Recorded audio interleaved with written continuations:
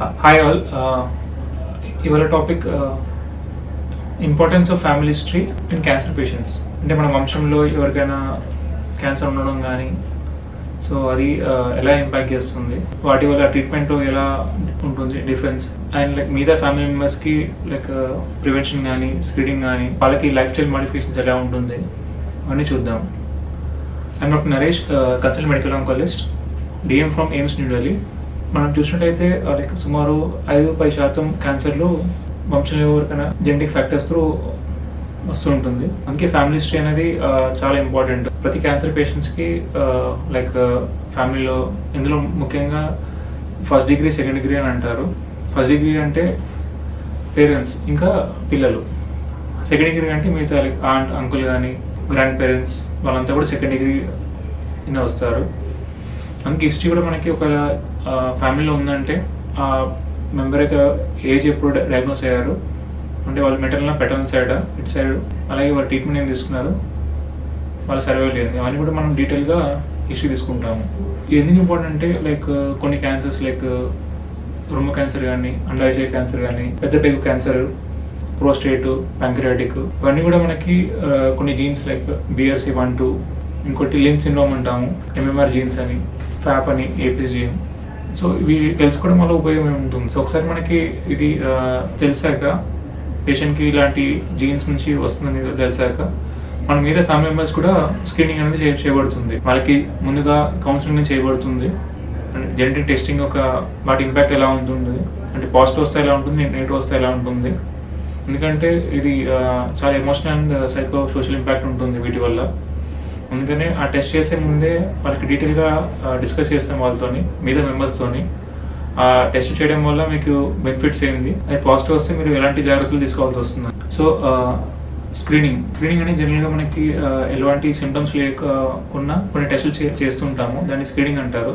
So ఇలాంటి strong family history ఉన్నప్పుడు ఏమవుతుందంటే ఆ మెంబర్స్కి మేము స్క్రీనింగ్ అనేది అర్లీగా సజెస్ట్ చేస్తాము. ఎగ్జాంపుల్ లైక్ మ్యామోగ్రామ్ అనేది మనకి బ్రెస్ట్ క్యాన్సర్లో జనరల్గా 40 years పైన అడ్వైస్ చేస్తాము.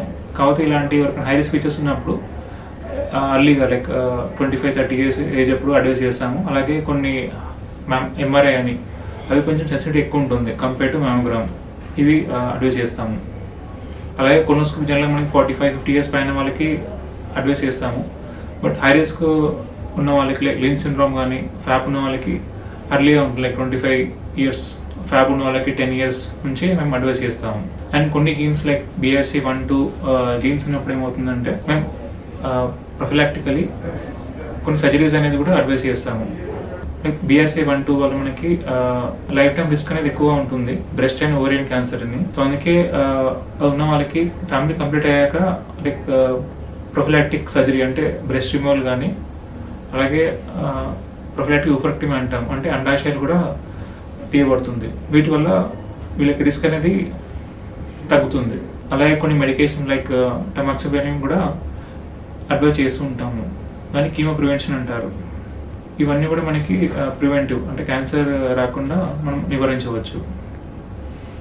అలాగే మనకి ఇవి తెలిసాక ఆ పేషెంట్ ట్రీట్మెంట్లో ఎలా ఇంపాక్ట్ పడుతుంది. ఉదాహరణకి మనము BRCA1-2 జీన్ ఒకవేళ పాజిటివ్ వచ్చిందంటే ఆ పేషెంట్కి కొన్ని కీమోథెరపీ వల్ల ఎక్కువ బెనిఫిట్ ఉంటుంది. లైక్ కొన్ని ప్లాటినం బేస్డ్ కీమోథెరపీ డ్రగ్స్ అంటాము, అవి వాడడం వల్ల వాడికి రెస్పాన్స్ కానీ సర్వైవల్ అని పెరుగుతుంది. అలాగే మనకి ఈ మధ్యకాలంలో టార్గెట్ థెరపీ అని వచ్చింది, PARP ఇన్హిబిటర్స్ అని. ముఖ్యంగా మనము అండాశయ క్యాన్సర్ ఇంకా రొమ్ము క్యాన్సర్లో ఇది వాడుతున్నాము. వీటి వల్ల రెస్పాన్స్ కానీ మనకి క్యూరేట్స్ అనేది చాలా ఇంప్రూవ్ అవుతుంది. ఇంకోటి మనకి రీసెర్చ్ కానీ ఫ్యూచర్ డైరెక్షన్స్ కూడా మనకి కొత్త కొత్త జీన్స్ అనేది కనుక్కుంటున్నాము. దీనివల్ల ఏమవుతుందంటే ఒకటి మనకి ప్రివెంటివ్ ఆస్పెక్ట్ ఉంటుంది, స్క్రీనింగ్ చేయొచ్చు, అలాగే ట్రీట్మెంట్లో కూడా మనకి ఇంప్రూవ్మెంట్స్ ఉంటుంది. So to conclude, family history అనేది చాలా ఇంపార్టెంట్ ఆస్పెక్ట్ క్యాన్సర్ పేషెంట్స్లో. దీనివల్ల ఆ ఇంపాక్ట్ అనేది ఫ్యామిలీ మెంబర్స్కి చాలా ఉంటుంది టు ప్రివెంట్ క్యాన్సర్. అలాగే స్క్రీనింగ్ కూడా చేయబడుతుంది, అలాగే కొన్ని మెడికేషన్స్ కూడా ప్లాన్ చేయవచ్చు to decrease the risk of cancer. Thank you. So ఇలాంటి ఇన్ఫర్మేషన్ వీడియోకి you can follow our channel, you can like, share and subscribe the channel.